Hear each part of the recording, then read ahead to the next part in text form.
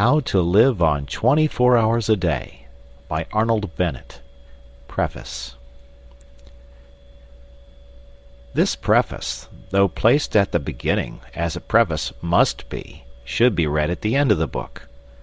I have received a large amount of correspondence concerning this small work, and many reviews of it, some of them nearly as long as the book itself, have been printed.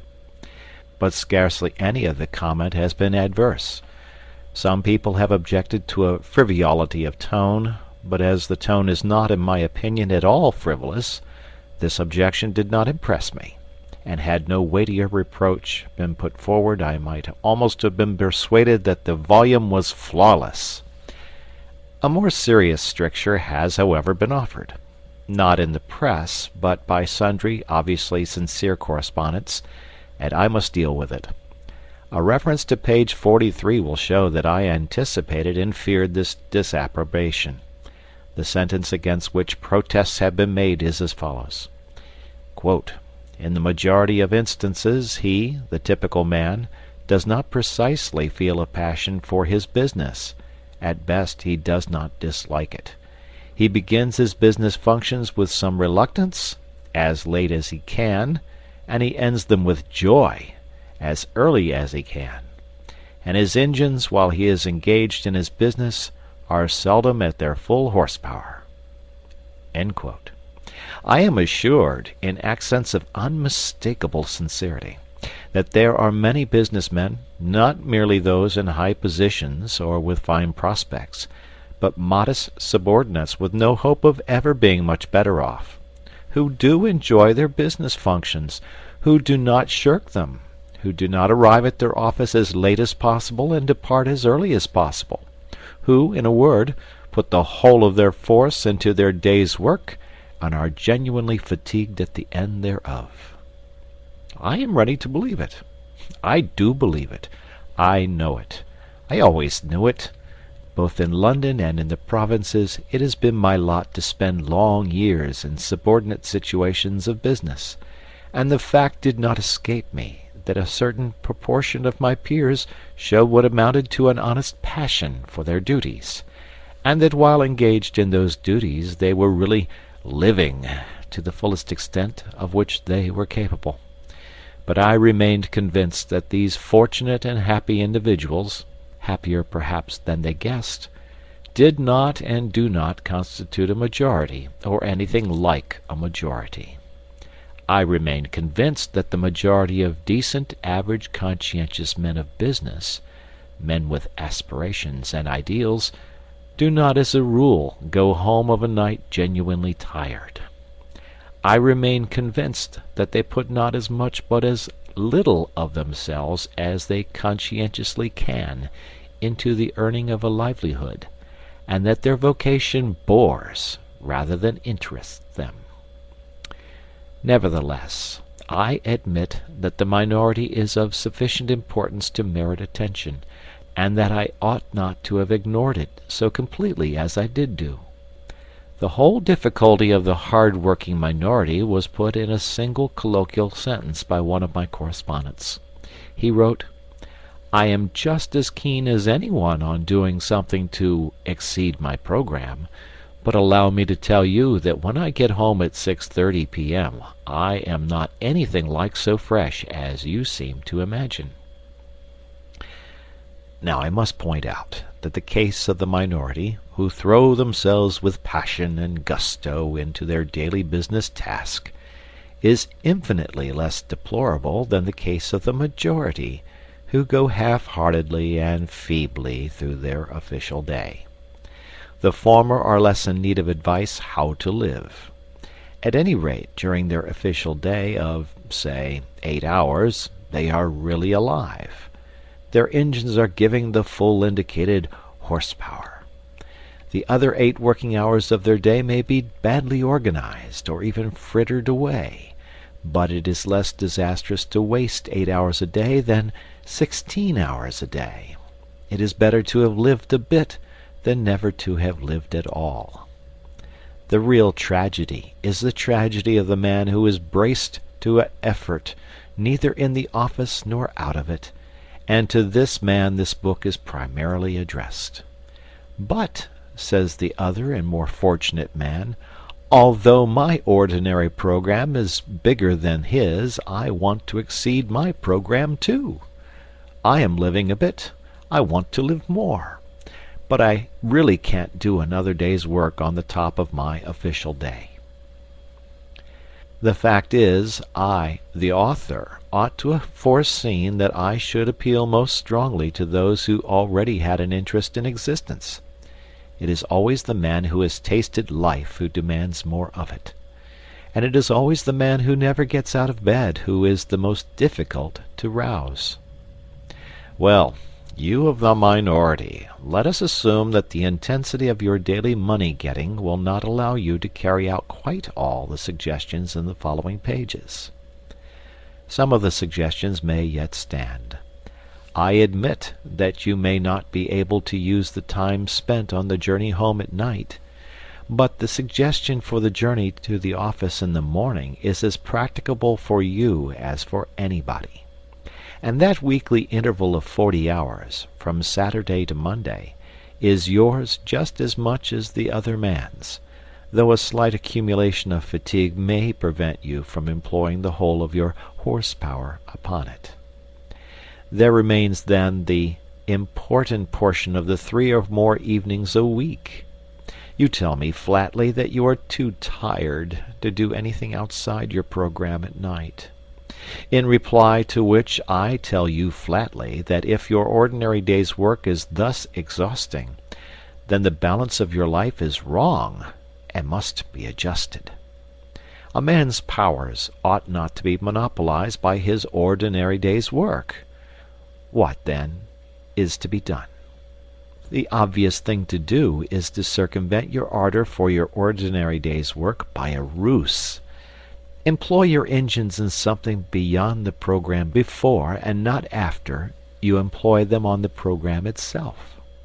Briefly, get up earlier in the morning.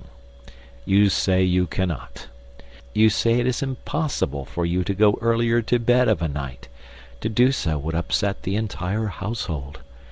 I do not think it is quite impossible to go to bed earlier at night.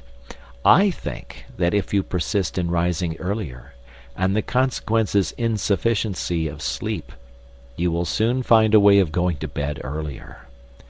But my impression is that the consequences of rising earlier will not be an insufficiency of sleep.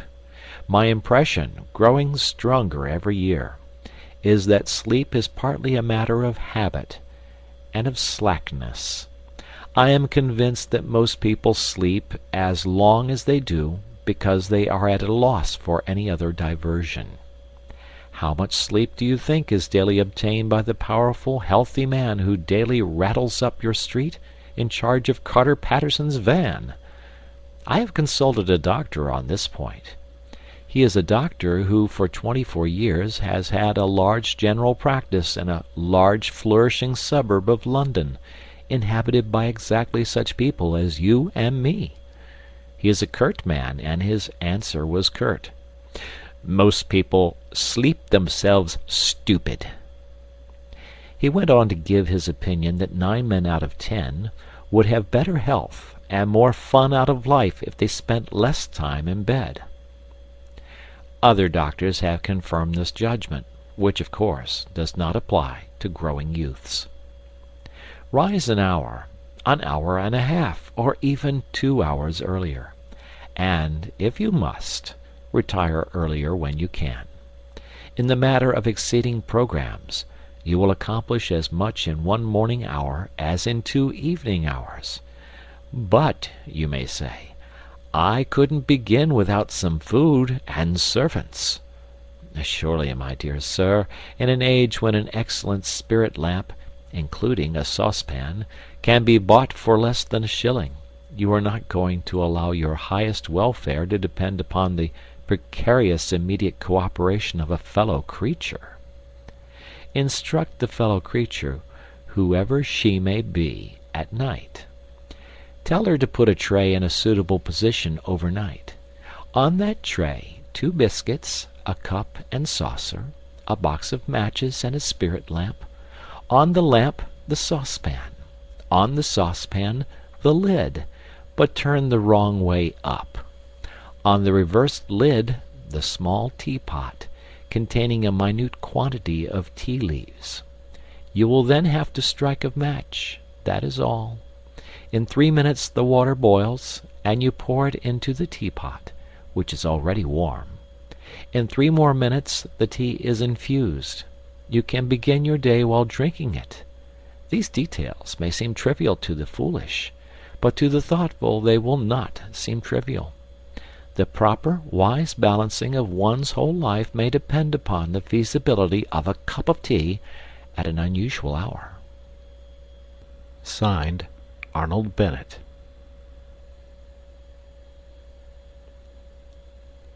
Chapter 1. The Daily Miracle. Yes, he's one of those men that don't know how to manage. Good situation, regular income, quite enough for luxuries as well as needs. Not really extravagant, and yet the fellow's always in difficulties. Somehow he gets nothing out of his money. Excellent flat, half empty. Always looks as if he'd had the brokers in. New suit, old hat. Magnificent necktie, baggy trousers. Ask you to dinner, cut glass, bad mutton, or Turkish coffee, cracked cup. He can't understand it. Explanation simply is that he fritters his income away. Wish I had the half of it. I'd show him. So we have most of us criticized at one time or another in our superior way. We are nearly all chancellors of the exchequer. It is the pride of the moment. Newspapers are full of articles explaining how to live on such and such a sum, and these articles provoke a correspondence whose violence proves the interest they excite. Recently, in a daily organ, a battle raged round the question whether a woman can exist nicely in the country on £85 a year. I have seen an essay, How to Live on 8 shillings a Week, but I have never seen an essay, How to Live on 24 hours a day. Yet it has been said that time is money. That proverb understates the case. Time is a great deal more than money. If you have time, you can obtain money, usually. But though you have the wealth of a cloakroom attendant at the Carlton Hotel, you cannot buy yourself a minute more time than I have, or the cat by the fire has. Philosophers have explained space. They have not explained time. It is the inexplicable raw material of everything. With it, all is possible. Without it, nothing. The supply of time is truly a daily miracle, an affair genuinely astonishing when one examines it. You wake up in the morning, and lo, your purse is magically filled with 24 hours of the unmanufactured tissue of the universe of your life. It is yours. It is the most precious of possessions, a highly singular commodity showered upon you in a manner as singular as the commodity itself. For remark, no one can take it from you. It is unstealable, and no one receives either more or less than you receive. Talk about an ideal democracy. In the realm of time there is no aristocracy of wealth and no aristocracy of intellect. Genius is never rewarded by even an extra hour a day. And there is no punishment. Waste your infinitely precious commodity as much as you will, and the supply will never be withheld from you. No mysterious power will say, "This man is a fool, if not a knave. He does not deserve time. He shall be cut off at the meter." It is more certain than consols, and payment of income is not affected by Sundays. Moreover, you cannot draw on the future. Impossible to get into debt. You can only waste the passing moment. You cannot waste tomorrow. It is kept for you. You cannot waste the next hour. It is kept for you. I said the affair was a miracle. Is it not? You have to live on this 24 hours of daily time. Out of it you have to spin health, pleasure, money, content, respect, and the evolution of your immortal soul. Its right use, its most effective use, is a matter of the highest urgency and of the most thrilling actuality. All depends on that. Your happiness, the elusive prize that you are all clutching for, my friends, depends on that.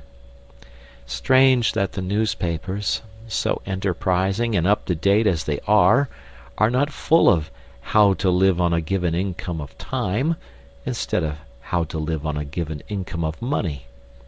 Money is far commoner than time. When one reflects, one perceives that money is just about the commonest thing there is. It encumbers the earth in gross heaps. If one can't contrive to live on a certain income of money, one earns a little more, or steals it, or advertises for it. One doesn't necessarily muddle one's life because one can't quite manage on £1,000 a year. One braces the muscles and makes it guineas and balances the budget. But if you cannot arrange that an income of 24 hours a day shall exactly cover all proper items of expenditure, one does muddle one's life definitely. The supply of time, though gloriously regular, is cruelly restricted. Which of us lives on 24 hours a day? And when I say lives, I do not mean exists, nor muddles through. Which of us is free from that uneasy feeling that the great spending departments of his daily life are not managed as they ought to be? Which of us is quite sure that his fine suit is not surmounted by a shameful hat, or that in attending to the crockery he has forgotten the quality of the food? Which of us is not saying to himself, which of us has not been saying to himself all his life, I shall alter that when I have a little more time? We never shall have any more time. We have, and we have always had, all the time there is. It is the realization of this profound and neglected truth, which, by the way, I have not discovered, that has led me to the minute practical examination of daily time. Expenditure.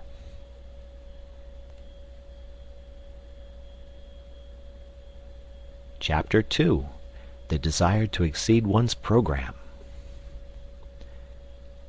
But, someone may remark with the English disregard of everything except the point, what is he driving at with his 24 hours a day? I have no difficulty in living on 24 hours a day. I do all that I want to do, and still find time to go in for newspaper competitions. Surely it is a simple affair, knowing that one has only 24 hours a day, to content oneself with 24 hours a day. To you, my dear sir, I present my excuses and apologies. You are precisely the man that I have been wishing to meet for about 40 years. Will you kindly send me your name and address, and state your charge for telling me how you do it? Instead of me talking to you, you ought to be talking to me. That you exist, I am convinced, and that I have not yet encountered you is my loss. Meanwhile, until you appear, I will continue to chat with my companions in distress, that innumerable band of souls who are haunted, more or less painfully, by the feeling that the years slip by, and slip by, and slip by, and that they have not yet been able to get their lives into proper working order. If we analyze that feeling, we shall perceive it to be primarily one of uneasiness, of expectation, of looking forward, of aspiration. It is a source of constant discomfort, for it behaves like a skeleton at the feast of all our enjoyments. We go to the theatre and laugh, but between the acts it raises a skinny finger at us. We rush violently for the last train, and while we are cooling a long age on the platform waiting for the last train, It promenades its bones up and down by our side, and inquires, "O man, what hast thou done with thy youth? What art thou doing with thine age?" You may urge that this feeling of continuous looking forward, of aspiration, is part of life itself, and inseparable from life itself. True. But there are degrees. A man may desire to go to Mecca. His conscience tells him that he ought to go to Mecca. He fares forth, either by the aid of cooks, or unassisted. He may probably never reach Mecca. He may drown before he gets to Port Said. He may perish ingloriously on the coast of the Red Sea. His desire may remain eternally frustrate. Unfulfilled aspiration may always trouble him, but he will not be tormented in the same way as the man who, desiring to reach Mecca, and harried by the desire to reach Mecca, never leaves Brixton. It is something to have left Brixton. Most of us have not left Brixton. We have not even taken a cab to Ludgate Circus and inquired from cooks the price of a conducted tour. And our excuse to ourselves is that there are only 24 hours in the day. If we further analyze our vague, uneasy aspiration, we shall, I think, see that it springs from a fixed idea that we ought to do something in addition to those things which we are loyally and morally obliged to do. We are obliged, by various codes written and unwritten, to maintain ourselves and our families, if any, in health and comfort, to pay our debts, to save, to increase our prosperity by increasing our efficiency. A task sufficiently difficult, a task which very few of us achieve, a task often beyond our skill. Yet, if we succeed in it, as we sometimes do, we are not satisfied. The skeleton is still with us. And even when we realize that the task is beyond our skill, that our powers cannot cope with it, we feel that we should be less discontented if we gave to our powers, already overtaxed, something still further to do. And such is indeed the fact. The wish to accomplish something outside their formal program is common to all men who in the course of evolution have risen past a certain level. Until an effort is made to satisfy that wish, the sense of uneasy waiting for something to start which has not started will remain to disturb the peace of the soul. That wish has been called by many names. It is one form of the universal desire for knowledge, and it is so strong that men whose whole lives have been given to the systematic acquirement of knowledge have been driven by it to overstep the limits of their program, in search of still more knowledge. Even Herbert Spencer, in my opinion the greatest mind that ever lived, was often forced by it into agreeable little backwaters of inquiry. I imagine that in the majority of people who are conscious of the wish to live, that is to say, people who have intellectual curiosity, the aspiration to exceed formal programs takes a literary shape. They would like to embark on a course of reading. Decidedly, the British people are becoming more and more literary.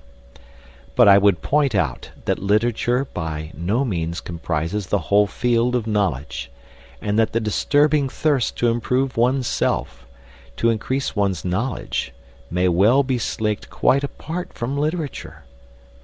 With the various ways of slaking it I shall deal later. Here I merely point out to those who have no natural sympathy with literature that literature is not the only well.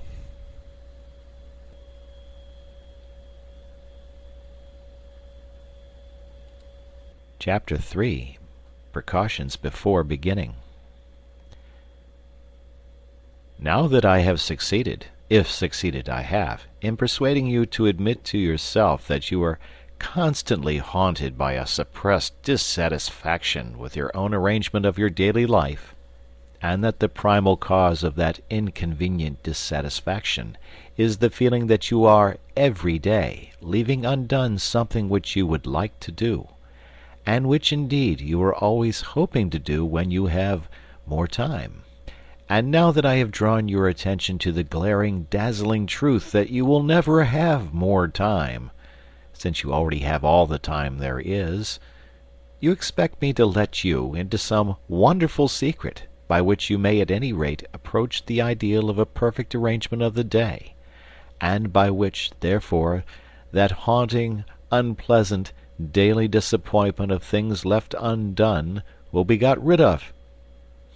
I have found no such wonderful secret, nor do I expect to find it, nor do I expect that anyone else will ever find it. It is undiscovered. When you first began to gather my drift, perhaps there was a resurrection of hope in your breast. Perhaps you said to yourself, "This man will show me an easy, unfatiguing way of doing what I have so long in vain wished to do."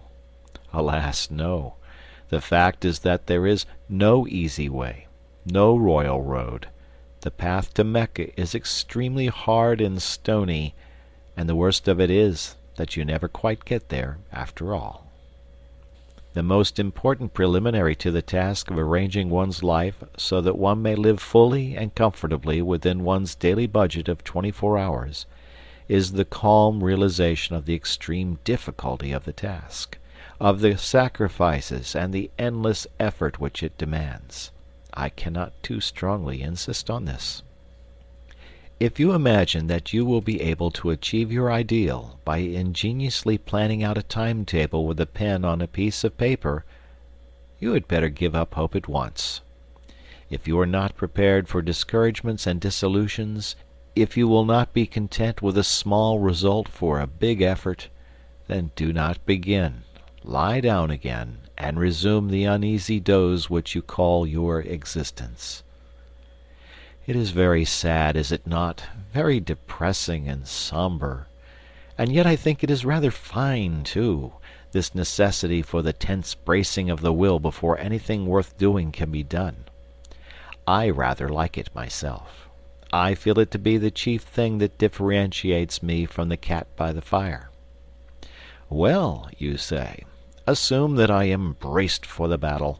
Assume that I have carefully weighed and comprehended your ponderous remarks. How do I begin? Dear sir, you simply begin. There is no magic method of beginning. If a man standing on the edge of a swimming bath and wanting to jump into the cold water should ask you, "How do I begin to jump?"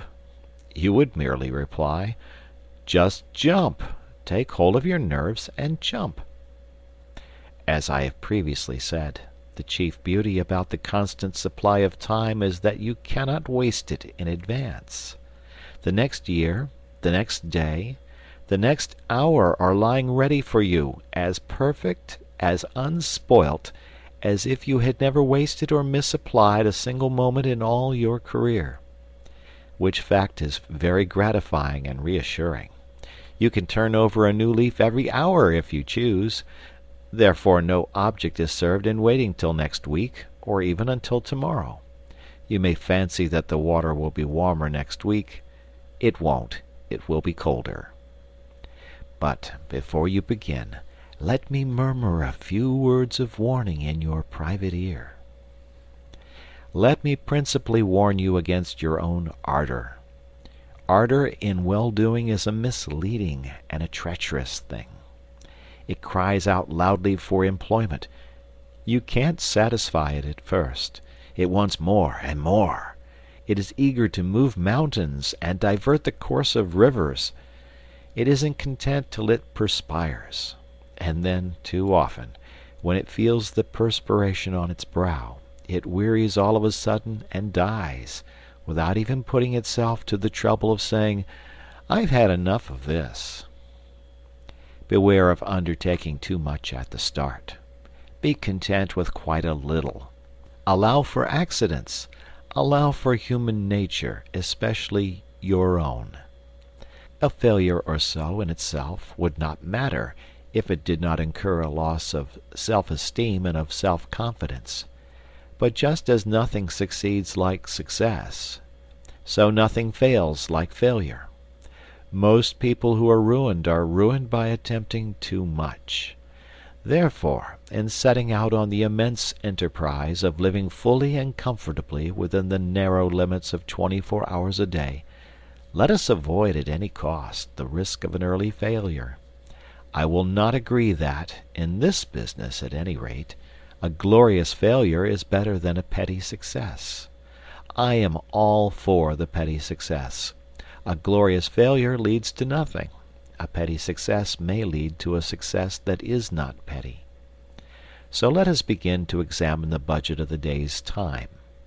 You say your day is already full to overflowing. How? You actually spend in earning your livelihood how much? 7 hours on the average? And in actual sleep, 7? I will add 2 hours and be generous, and I will defy you to account to me on the spur of the moment for the other 8 hours.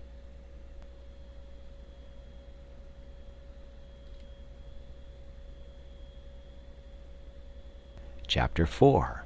The Cause of the Troubles. In order to come to grips at once with the question of time expenditure in all its actuality, I must choose an individual case for examination. I can only deal with one case, and that case cannot be the average case, because there is no such case as the average case, just as there is no such man as the average man. Every man and every man's case is special. But if I take the case of a Londoner who works in an office, whose office hours are from 10 to 6, and who spends 50 minutes morning and night in traveling between his house door and his office door, I shall have got as near to the average as facts permit. There are men who have to work longer for a living, but there are others who do not have to work so long. Fortunately, the financial side of existence does not interest us here. For our present purpose, the clerk at £1 a week is exactly as well off as the millionaire in Carlton House Terrace. Now the great and profound mistake which my typical man makes in regard to his day is a mistake of general attitude, a mistake which vitiates and weakens 2/3 of his energies and interests. In the majority of instances, he does not precisely feel a passion for his business. At best, he does not dislike it. He begins his business functions with reluctance, as late as he can, and he ends them with joy, as early as he can. And his engines while he is engaged in his business are seldom at their full horsepower. I know that I shall be accused by angry readers of traducing the city worker, but I am pretty thoroughly acquainted with the city, and I stick to what I say. Yet in spite of all this he persists in looking upon those hours from 10 to 6 as the day, to which the 10 hours preceding them and the 6 hours following them are nothing but a prologue and epilogue.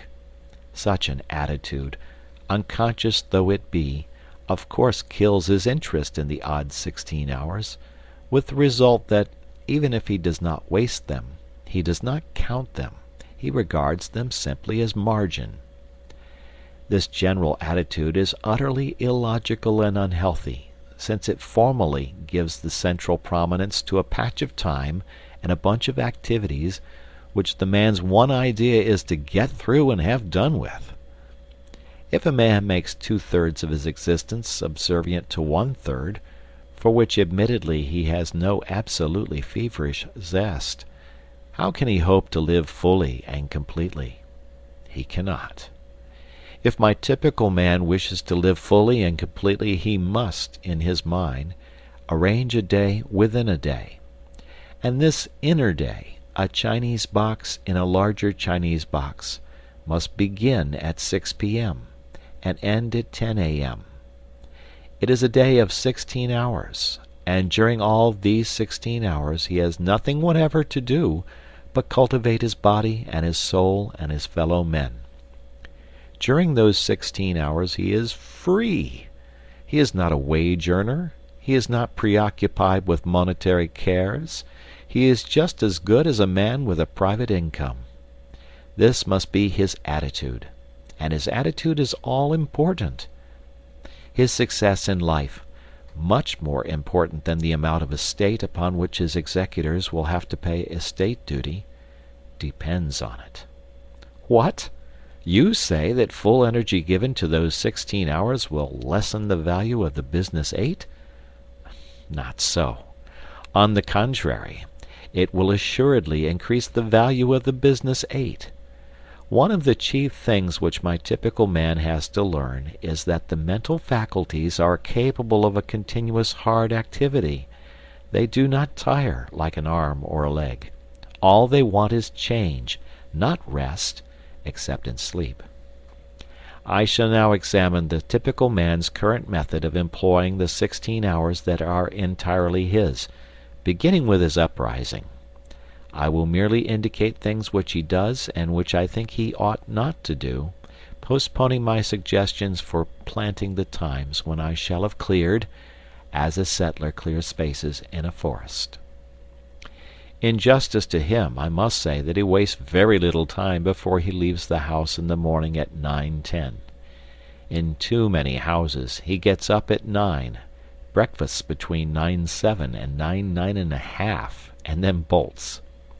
But immediately he bangs the front door his mental faculties, which are tireless, become idle. He walks to the station in a condition of mental coma. Arrived there, he usually has to wait for the train. On hundreds of suburban stations every morning you see men calmly strolling up and down platforms, while railway companies unblushingly rob them of time, which is more than money. Hundreds of thousands of hours are thus lost every day, simply because my typical man thinks so little of time that it has never occurred to him to take quite easy precautions against the risk of its loss. He has a solid coin of time to spend every day. Call it a sovereign. He must get change for it, and in getting change he is content to lose heavily. Supposing that in selling him a ticket, the company said, "We will change your sovereign, but we shall charge you 3 halfpence for doing so." What would my typical man exclaim?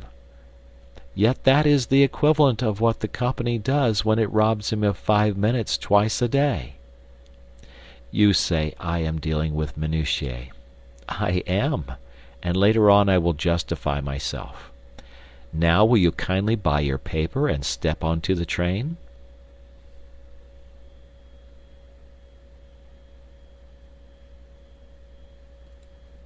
Chapter 5. Tennis and the Immortal Soul. You get into the morning train with your newspaper, and you calmly and majestically give yourself up to your newspaper. You do not hurry. You know you have at least half an hour of security in front of you. As your glance lingers idly at the advertisements of shipping and of songs on the outer pages, your air is the air of a leisured man, wealthy in time, of a man from some planet where there are 124 hours a day instead of 24.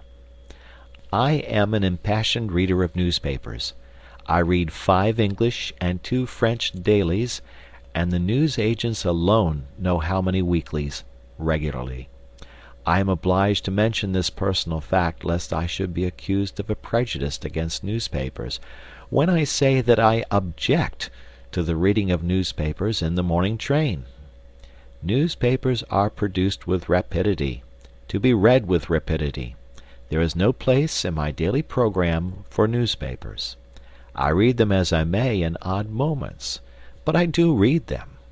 The idea of devoting to them 30 or 40 consecutive minutes of wonderful solitude, for nowhere can one more perfectly immerse oneself in oneself than in a compartment full of silent, withdrawn, smoking males, is to me repugnant. I cannot possibly allow you to scatter priceless pearls of time with such oriental lavishness. You are not the Shah of time. Let me respectfully remind you that you have no more time than I have. No newspaper reading in trains. I have already put by about 3/4 of an hour for use. Now you reach your office, and I abandon you there till 6 o'clock. I am aware that you have nominally an hour, often in reality an hour and a half, in the midst of the day, less than half of which time is given to eating. But I will leave you all that to spend as you choose. You may read your newspapers then. I meet you again as you emerge from your office. You are pale and tired. At any rate, your wife says you are pale, and you give her to understand that you are tired. During the journey home, you have been gradually working up the tired feeling. The tired feeling hangs heavy over the mighty suburbs of London like a virtuous and melancholy cloud, particularly in winter. You don't eat immediately on your arrival home, but in about an hour or so you feel as if you could sit up and take a little nourishment, and you do. Then you smoke seriously. You see friends. You potter. You play cards. You flirt with a book. You note that old age is creeping on. You take a stroll. You caress the piano. By Jove, 11:15. You then devote quite 40 minutes to thinking about going to bed, and it is conceivable that you are acquainted with a genuinely good whiskey. At last you go to bed, exhausted by the day's work. 6 hours, probably more, have gone since you left the office, gone like a dream, gone like magic, unaccountably gone. That is a fair sample case. But you say, it's all very well for you to talk. A man is tired. A man must see his friends. He can't always be on the stretch. Just so. But when you arrange to go to the theatre, especially with a pretty woman, what happens? You rush to the suburbs. You spare no toil to make yourself glorious in fine raiment. You rush back to town in another train. You keep yourself on the stretch for 4 hours, if not 5. You take her home. You take yourself home. You don't spend 3/4 of an hour in thinking about going to bed. You go. Friends and fatigue have equally been forgotten, and the evening has seemed so exquisitely long, or perhaps too short. And do you remember that time when you were persuaded to sing in the chorus of the Amateur Operatic Society, and slaved 2 hours every other night for 3 months?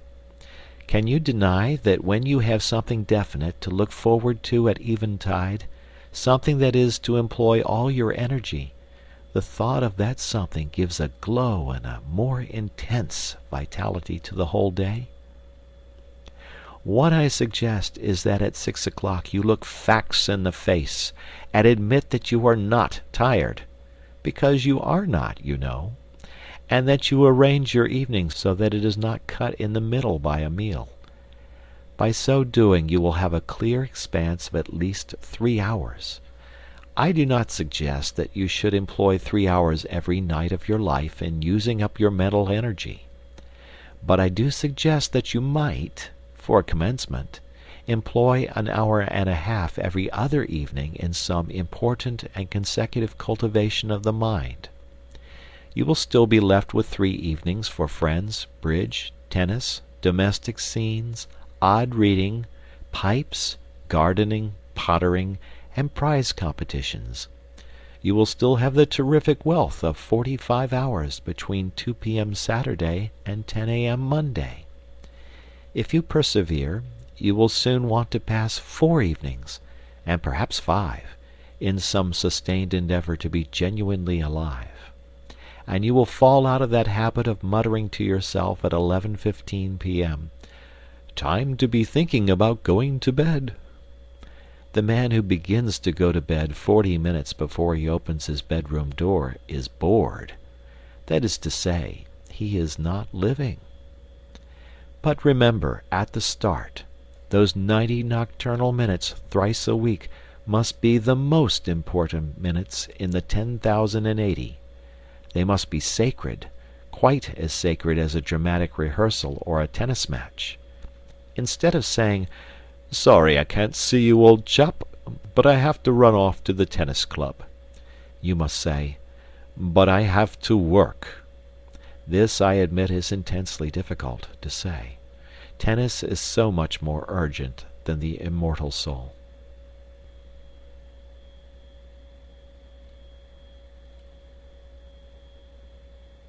Chapter 6. Remember Human Nature. I have incidentally mentioned the vast expanse of 45 hours between leaving business at 2 p.m. on Saturday and returning to business at 10 a.m. on Monday. And here I must touch on the point whether the week should consist of 6 days or of 7. For many years, in fact, until I was approaching 40, my own week consisted of 7 days.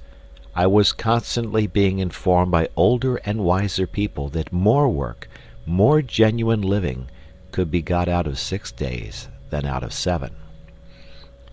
And it is certainly true that now, with 1 day in 7 in which I follow no program, and make no effort save what the caprice of the moment dictates, I appreciate intensely the moral value of a weekly rest. Nevertheless, had I my life to arrange over again, I would do again as I have done.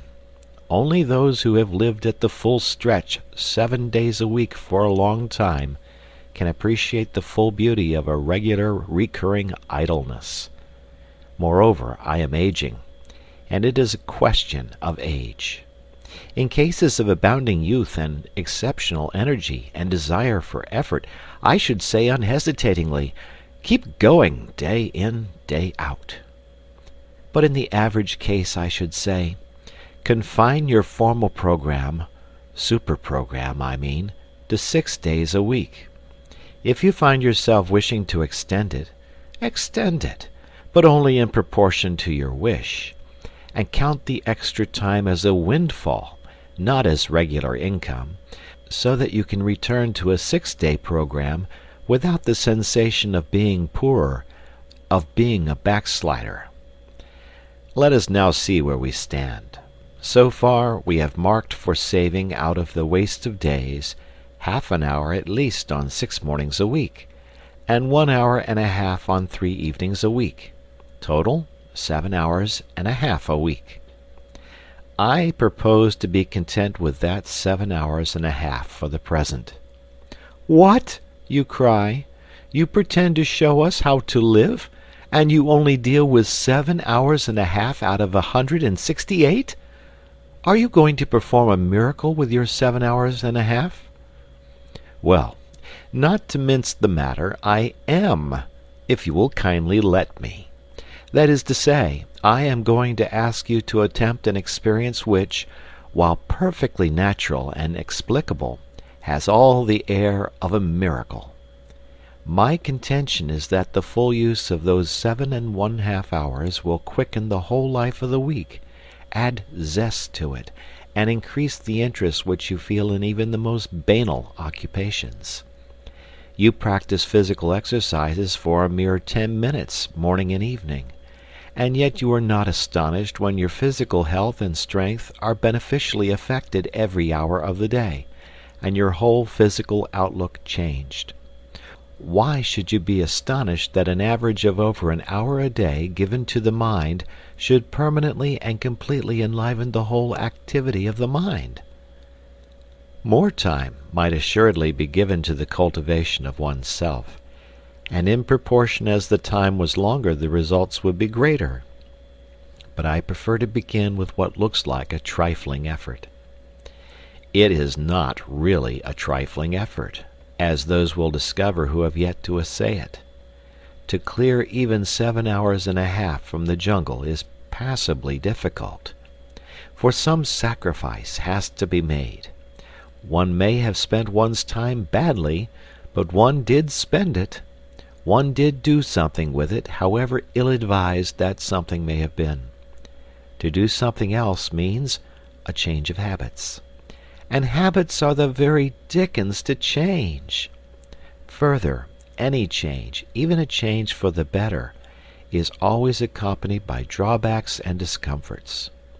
If you imagine that you will be able to devote 7 hours and a half a week to serious, continuous effort, and still live your old life, you are mistaken. I repeat that some sacrifice and an immense deal of volition will be necessary. And it is because I know the difficulty, it is because I know the almost disastrous effect of failure in such an enterprise, that I earnestly advise a very humble beginning. You must safeguard your self-respect. Self-respect is at the root of all purposefulness, and a failure in an enterprise deliberately planned deals a desperate wound at one's self-respect. Hence I iterate and reiterate, start quietly, unostentatiously. When you have conscientiously given 7 hours and a half a week to the cultivation of your vitality for 3 months, then you may begin to sing louder and tell yourself what wondrous things you are capable of doing. Before coming to the method of using the indicated hours, I have one final suggestion to make. That is, as regards the evenings, to allow much more than an hour and a half in which to do the work of an hour and a half. Remember the chance of accidents. Remember human nature. And give yourself, say, from 9 to 11:30 for your task of 90 minutes.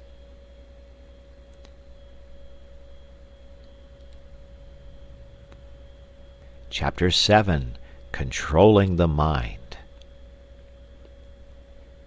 People say, one can't help one's thoughts. But one can. The control of the thinking machine is perfectly possible. And since nothing whatever happens to us outside our own brain, since nothing hurts us or gives us pleasure except within the brain, the supreme importance of being able to control what goes on in that mysterious brain is patent. This idea is one of the oldest platitudes, but it is a platitude whose profound truth and urgency most people live and die without realizing. People complain of the lack of power to concentrate, not witting that they may acquire the power if they choose. And without the power to concentrate, that is to say, without the power to dictate to the brain its task, and to ensure obedience, true life is impossible. Mind control is the first element of a full existence. Hence, it seems to me, the first business of the day should be to put the mind through its paces. You look after your body, inside and out. You run grave danger in hacking hairs off your skin. You employ a whole army of individuals, from the milkman to the pig killer, to enable you to bribe your stomach into decent behavior. Why not devote a little attention to the far more delicate machinery of the mind, especially as you will require no extraneous aid? It is for this portion of the art and craft of living that I have reserved the time from the moment of quitting your door to the moment of arriving at your office. What? I am to cultivate my mind in the street? On the platform? In the train? And in the crowded street again? Precisely. Nothing simpler. No tools required. Not even a book. Nevertheless, the affair is not easy. When you leave your house, concentrate your mind on a subject, no matter what, to begin with. You will not have gone 10 yards before your mind has skipped away under your very eyes and is lurking round the corner with another subject. Bring it back by the scruff of the neck. Ere you have reached the station, you will have brought it back about 40 times. Do not despair. Continue. Keep it up. You will succeed. You cannot by any chance fail if you persevere. It is idle to pretend that your mind is incapable of concentration. Do you not remember that morning when you received a disquieting letter which demanded a very carefully worded answer? How you kept your mind steadily on the subject of the answer, without a second's intermission, until you reached your office, whereupon you instantly sat down and wrote the answer. That was a case in which you were roused by circumstances to such a degree of vitality that you were able to dominate your mind like a tyrant. You would have no trifling. You insisted that its work should be done, and its work was done. By the regular practice of concentration, as to which there is no secret, save the secret of perseverance, you can tyrannize over your mind, which is not the highest part of you, every hour of the day, and in no matter what place. The exercise is a very convenient one. If you got into your morning train with a pair of dumbbells for your muscles, or an encyclopedia in 10 volumes for your learning, you would probably excite remark. But as you walk in the street, or sit in the corner of the compartment behind a pipe, or strap hang on the subterranean, who is to know that you are engaged in the most important of daily acts? What asinine boor can laugh at you? I do not care what you concentrate on, so long as you concentrate. It is the mere disciplining of the thinking machine that counts. But still, you may as well kill 2 birds with 1 stone and concentrate on something useful. I suggest, it is only a suggestion, a little chapter of Marcus Aurelius or Epictetus. Do not, I beg, shy at their names. For myself, I know nothing more actual, more bursting with plain common sense, applicable to the daily life of plain persons like you and me, who hate airs, pose, and nonsense, than Marcus Aurelius or Epictetus. Read a chapter, and so short they are, the chapters, in the evening, and concentrated on it the next morning. You will see. Yes, my friend, it is useless for you to try to disguise the fact. I can hear your brain like a telephone at my ear. You are saying to yourself, "This fellow was doing pretty well up to his 7th chapter. He had begun to interest me faintly. But what he says about thinking in trains, and concentration, and so on, is not for me. It may be well enough for some folks, but it isn't in my line." It is for you, I passionately repeat. It is for you. Indeed, you are the very man I am aiming at. Throw away the suggestion, and you throw away the most precious suggestion that was ever offered to you. It is not my suggestion. It is the suggestion of the most sensible, practical, hard-headed men who have walked the earth. I only give it to you at second hand. Try it. Get your mind in hand, and see how the process cures half the evils of life, especially worry, that miserable, avoidable, shameful disease, worry.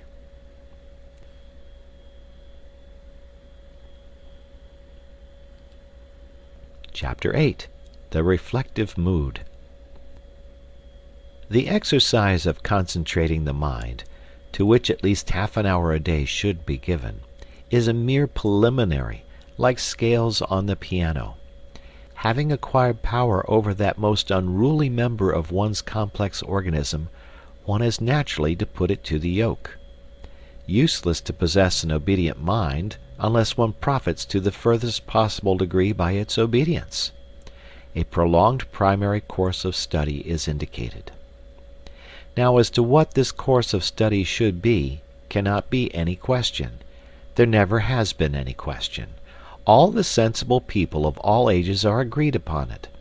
And it is not literature, nor is it any other art, nor is it history, nor is it any science. It is the study of one's self. Man, know thyself. These words are so hackneyed that verily I blush to write them. Yet they must be written, for they need to be written. I take back my blush, being ashamed of it. Man, know thyself. I say it out loud. The phrase is one of those phrases with which everyone is familiar, of which everyone acknowledges the value, and which only the most sagacious put into practice. I don't know why. I am entirely convinced that what is more than anything else lacking in the life of the average well-intentioned man of today is the reflective mood. We do not reflect. I mean that we do not reflect upon genuinely important things, upon the problem of our happiness, upon the main direction in which we are going, upon what life is giving to us, upon the share which reason has, or has not, in determining our actions, and upon the relation between our principles and our conduct. And yet you are in search of happiness, are you not? Have you discovered it? The chances are that you have not. The chances are that you have already come to believe that happiness is unattainable. But men have attained it, and they have attained it by realizing that happiness does not spring from the procuring of physical or mental pleasure, but from the development of reason and the adjustment of conduct to principles. I suppose that you will not have the audacity to deny this, and if you admit it, and still devote no part of your day to the deliberate consideration of your reason, principles, and conduct, you admit also that while striving for a certain thing you are regularly leaving undone the one act which is necessary to the attainment of that thing. Now, shall I blush, or will you? Do not fear that I mean to thrust certain principles upon your attention. I care not, in this place, what your principles are. Your principles may induce you to believe in the righteousness of burglary. I don't mind. All I urge is that a life in which conduct does not fairly well accord with principles is a silly life, and that conduct can only be made to accord with principles by means of daily examination, reflection, and resolution. What leads to the permanent sorrowfulness of burglars is that their principles are contrary to burglary. If they genuinely believed in the moral excellence of burglary, penal servitude would simply mean so many happy years for them. All martyrs are happy because their conduct and their principles agree. As for reason, which makes conduct and is not unconnected with the making of principles, it plays a far smaller part in our lives than we fancy. We are supposed to be reasonable, but we are much more instinctive than reasonable, and the less we reflect, the less reasonable we shall be. The next time you get cross with the waiter because your steak is overcooked, ask reason to step into the cabinet room of your mind and consult her. She will probably tell you that the waiter did not cook the steak, and had no control over the cooking of the steak, and that even if he alone was to blame, you accomplished nothing good by getting cross. You merely lost your dignity, looked a fool in the eyes of sensible men, and soured the waiter, while producing no effect whatever on the steak. The result of this consultation with reason, for which she makes no charge, will be that when once more your steak is overcooked, you will treat the waiter as a fellow creature, remain quite calm in a kindly spirit, and politely insist on having a fresh steak. The gain will be obvious and solid. In the formation or modification of principles, and the practice of conduct, much help can be derived from printed books, issued at 6d. each and upwards. I mentioned in my last chapter Marcus Aurelius and Epictetus. Certain even more widely known works will occur at once to the memory. I may also mention Pascal, La Bruyère, and Emerson. For myself, you do not catch me traveling without my Marcus Aurelius. Yes, books are valuable, but not reading of books will take the place of a daily, candid, honest examination of what one has recently done, and what one is about to do, of a steady looking at one's self in the face, disconcerting though the sight may be. When shall this important business be accomplished? The solitude of the evening journey home appears to me to be suitable for it. A reflective mood naturally follows the exertion of having earned the day's living. Of course, if, instead of attending to an elementary and profoundly important duty, you prefer to read the paper, which you might just as well read while waiting for your dinner, I have nothing to say. But attend to it at some time of the day you must. I now come to the evening hours.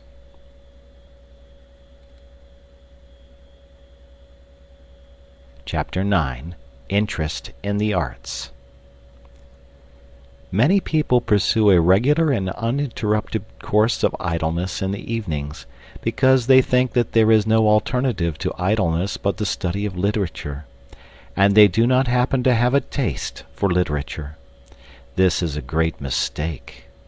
Of course it is impossible, or at any rate very difficult, properly to study anything whatever without the aid of printed books.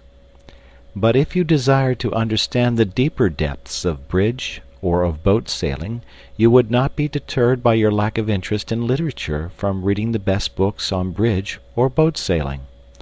We must therefore distinguish between literature and books treating of subjects not literary. I shall come to literature in due course. Let me now remark to those who have never read Meredith, and who are capable of being unmoved by a discussion as to whether Mr. Stephen Phillips is or is not a true poet, that they are perfectly within their rights. It is not a crime not to love literature. It is not a sign of imbecility.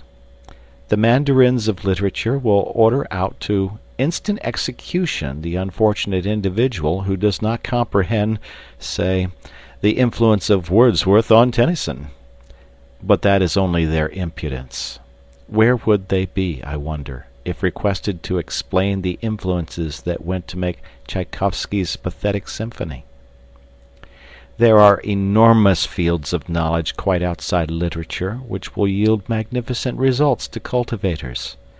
For example, since I have just mentioned the most popular piece of high-class music in England today, I am reminded that the promenade concerts begin in August. You go to them. You smoke your cigar or cigarette, and I regret to say that you strike your matches during the soft bars of the Lohengrin Overture, and you enjoy the music. But you say you cannot play the piano or the fiddle or even the banjo, that you know nothing of music. What does that matter?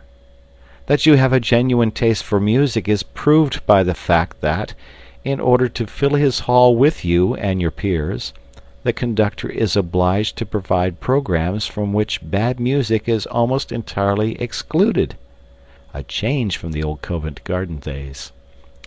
Now surely your inability to perform the Maiden's Prayer on a piano need not prevent you from making yourself familiar with the construction of the orchestra, to which you listen a couple of nights a week during a couple of months. As things are, you probably think of the orchestra as a heterogeneous mass of instruments producing a confused, agreeable mass of sound. You do not listen for details, because you have never trained your ears to listen to details. If you were asked to name the instruments which play the great theme at the beginning of the C minor symphony, you could not name them for your life's sake. Yet you admire the C minor symphony. It has thrilled you. It will thrill you again. You have even talked about it in an expansive mood to that lady, you know whom I mean. And all you can positively state about the C minor symphony is that Beethoven composed it and that it is a jolly fine thing.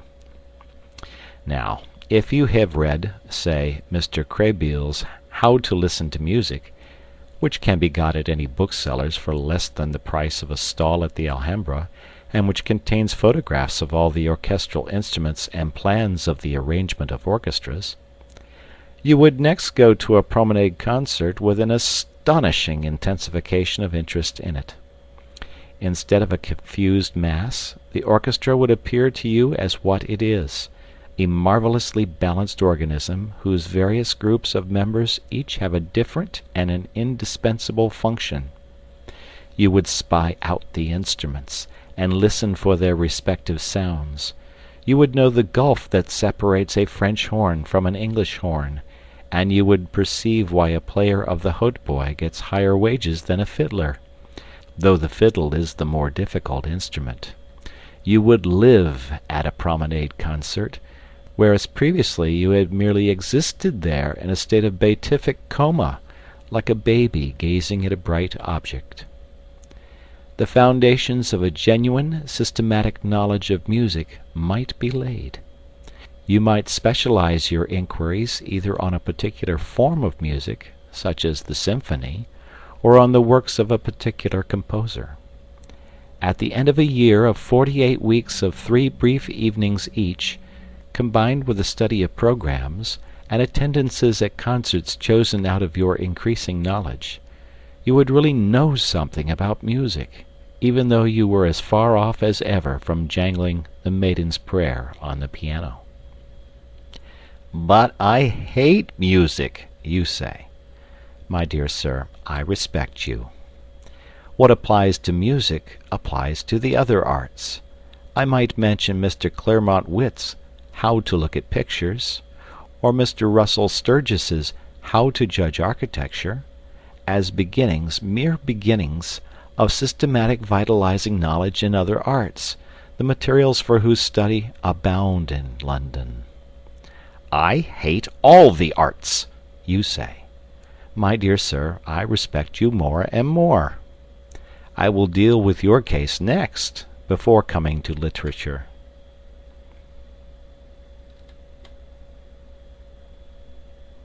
Chapter 10. Nothing in life is humdrum. Art is a great thing, but it is not the greatest.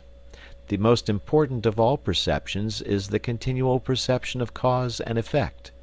In other words, the perception of the continuous development of the universe. In still other words, the perception of the course of evolution. When one has thoroughly got imbued into one's head the leading truth that nothing happens without a cause, one grows not only large-minded, but large-hearted. It is hard to have one's watch stolen, but one reflects that the thief of the watch became a thief from causes of heredity and environment, which are as interesting as they are scientifically comprehensible.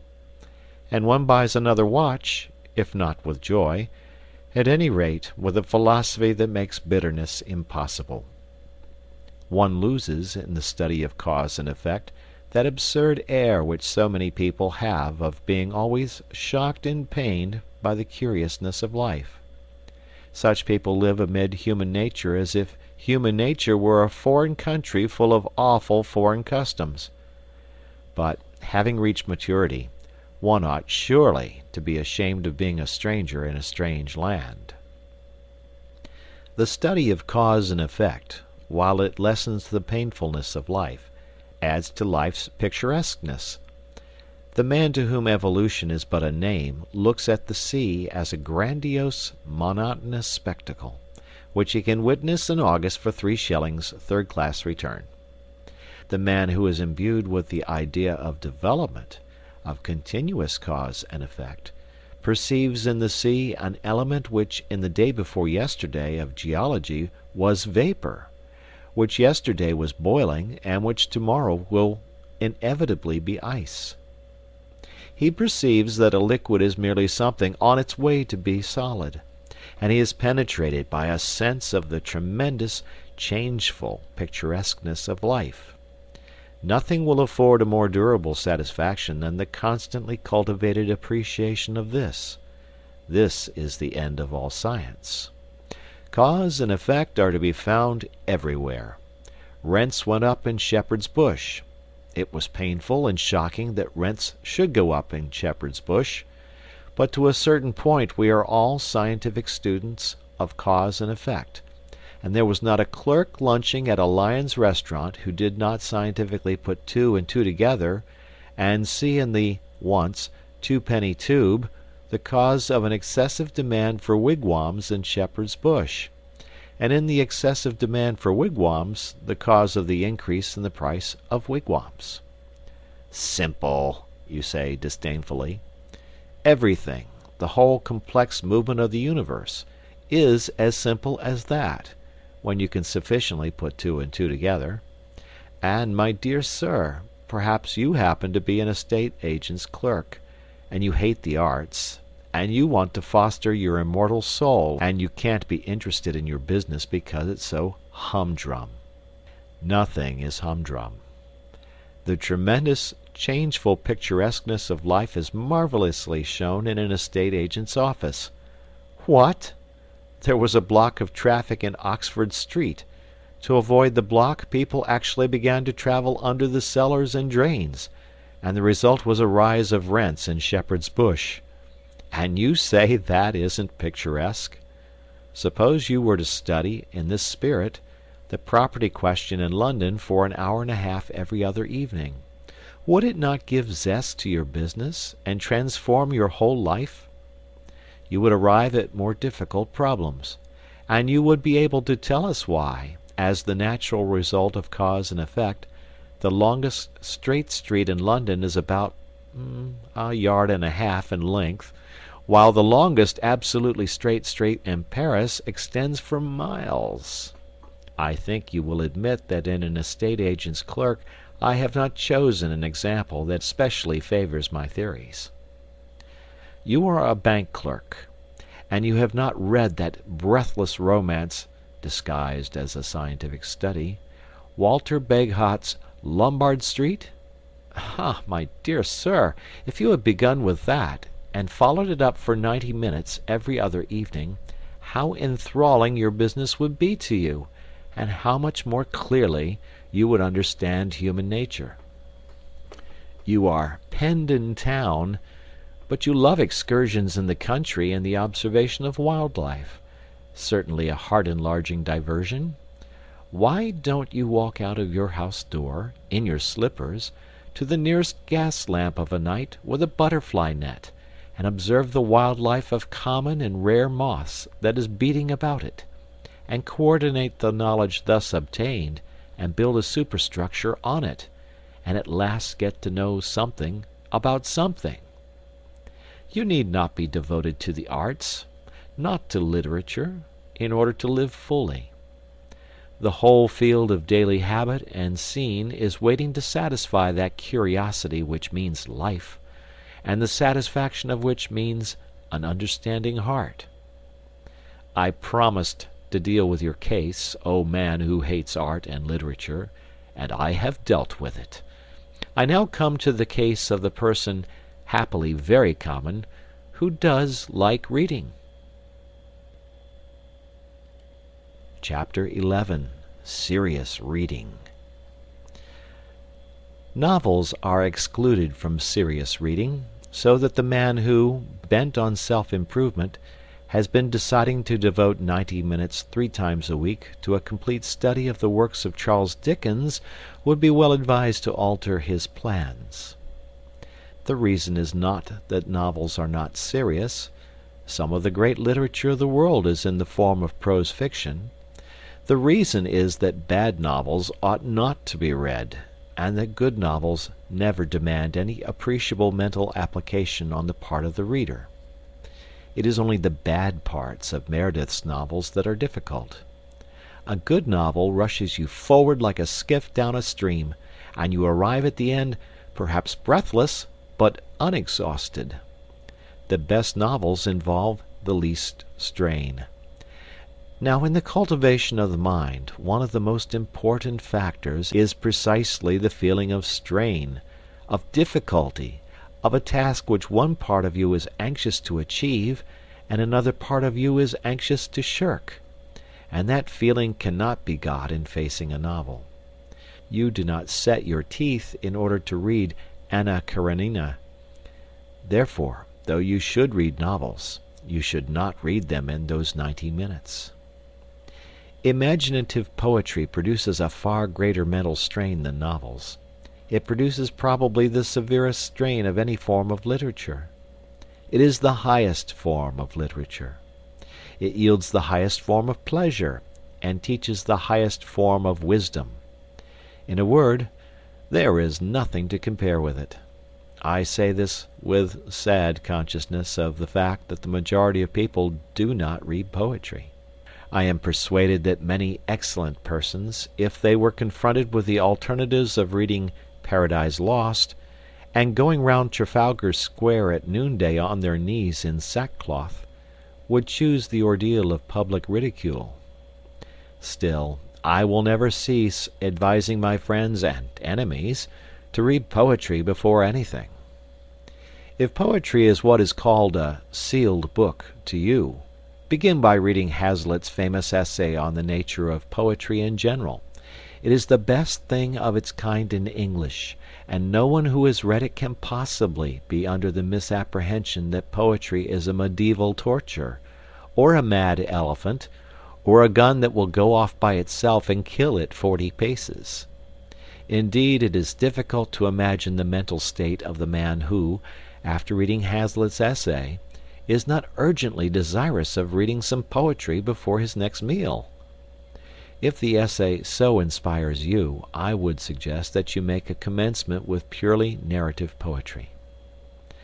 There is an infinitely finer English novel, written by a woman, than anything by George Eliot or the Brontes, or even Jane Austen, which perhaps you have not read. Its title is Aurora Leigh, and its author E.B. Browning. It happens to be written in verse, and to contain a considerable amount of genuinely fine poetry. Decide to read that book through, even if you die for it. Forget that it is fine poetry. Read it simply for the story and the social ideas. And when you have done, ask yourself honestly whether you still dislike poetry. I have known more than one person to whom Aurora Leigh has been the means of proving that, in assuming they hated poetry, they were entirely mistaken. Of course, if, after Hazlitt, and such an experiment made in the light of Hazlitt, you are finally assured that there is something in you which is antagonistic to poetry, you must be content with history or philosophy. I shall regret it, yet not inconsolably. The Decline and Fall is not to be named in the same day with Paradise Lost, but it is a vastly pretty thing, and Herbert Spencer's First Principles simply laughs at the claims of poetry and refuses to be accepted as aught but the most majestic product of any human mind. I do not suggest that either of these works is suitable for a tyro in mental strains, but I see no reason why any man of average intelligence should not, after a year of continuous reading, be fit to assault the supreme masterpieces of history or philosophy. The great convenience of masterpieces is that they are so astonishingly lucid. I suggest no particular work as a start. The attempt would be futile in the space of my command. But I have two general suggestions of a certain importance. The first is to define the direction and scope of your efforts. Choose a limited period, or a limited subject, or a single author. Say to yourself, I will know something about the French Revolution, or the rise of railways, or the works of John Keats. And during a given period, to be settled beforehand, confine yourself to your choice. There is much pleasure to be derived from being a specialist. The second suggestion is to think as well as to read. I know people who read, and for all the good it does them, they might just as well cut bread and butter. They take to reading as better men take to drink. They fly through the shires of literature on a motor car, their sole object being motion. They will tell you how many books they have read in a year. Unless you give at least 45 minutes to careful, fatiguing reflection, it is an awful bore at first, upon what you are reading, your 90 minutes of a night are chiefly wasted. This means that your pace will be slow. Never mind. Forget the goal, think only of the surrounding country, and after a period, perhaps when you least expect it, you will suddenly find yourself in a lovely town on a hill.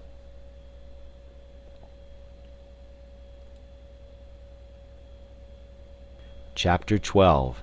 Dangers to Avoid. I cannot terminate these hints, often, I fear, too didactic and abrupt, upon the full use of one's time to the great end of living, as distinguished from vegetating, without briefly referring to certain dangers which lie in wait for the sincere aspirant towards life.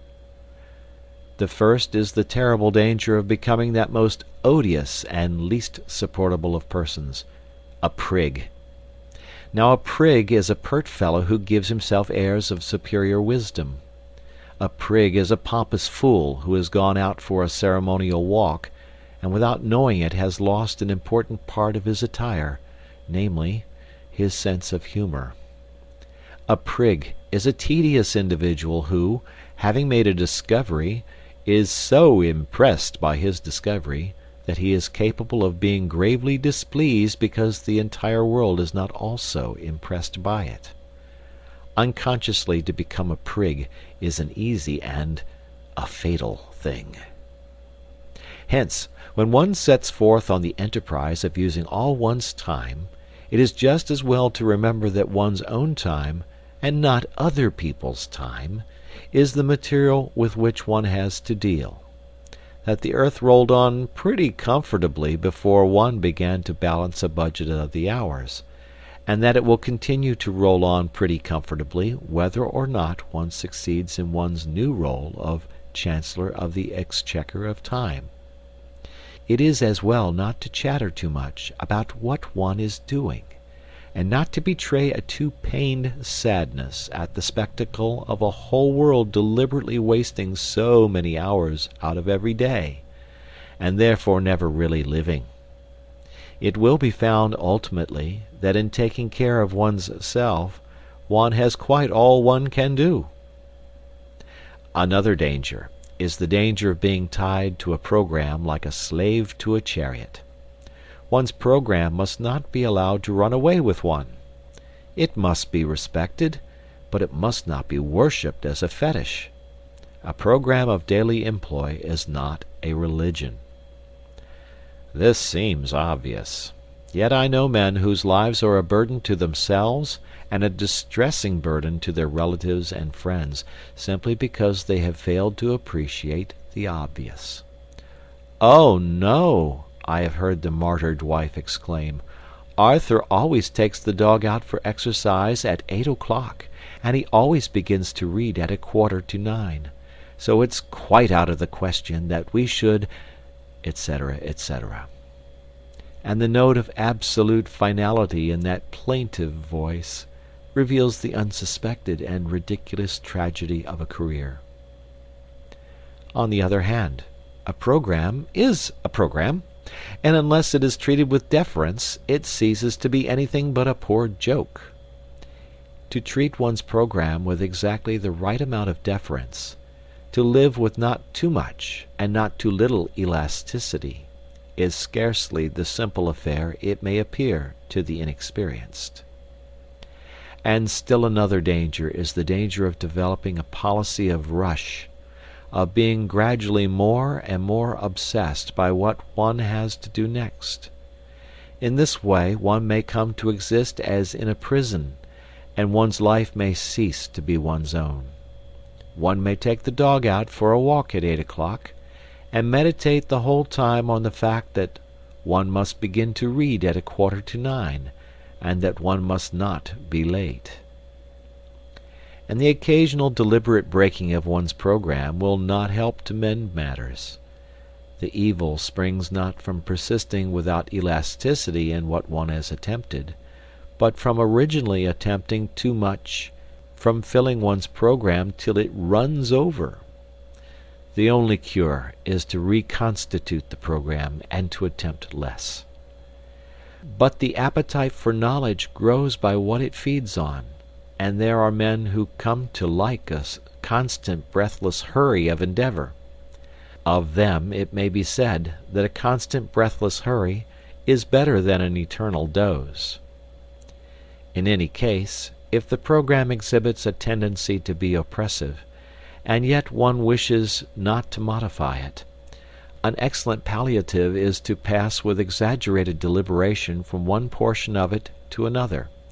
For example, to spend 5 minutes in perfect mental quiescence between chaining up the St. Bernard and opening the book.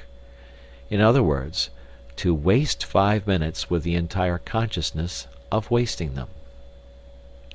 The last and chiefest danger which I would indicate is one to which I have already referred, the risk of a failure at the commencement of the enterprise. I must insist on it.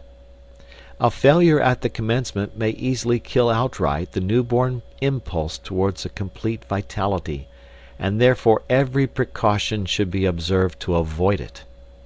The impulse must not be overtaxed. Let the pace of the first lap be absurdly slow, but let it be as regular as possible.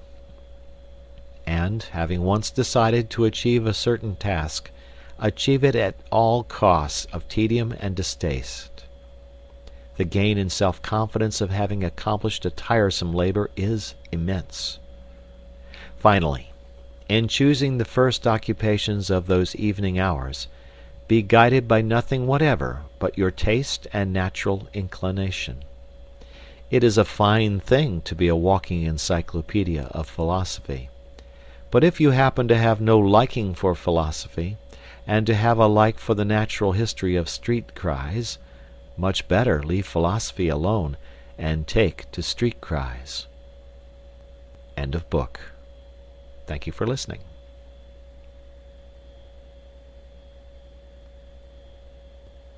Hi, this is SuperUtils with some afterwords. I'm here just to ask, if you enjoyed this audiobook, then please do click on the like button down below and subscribe to my channel. Thanks a lot for your attention and have a wonderful day!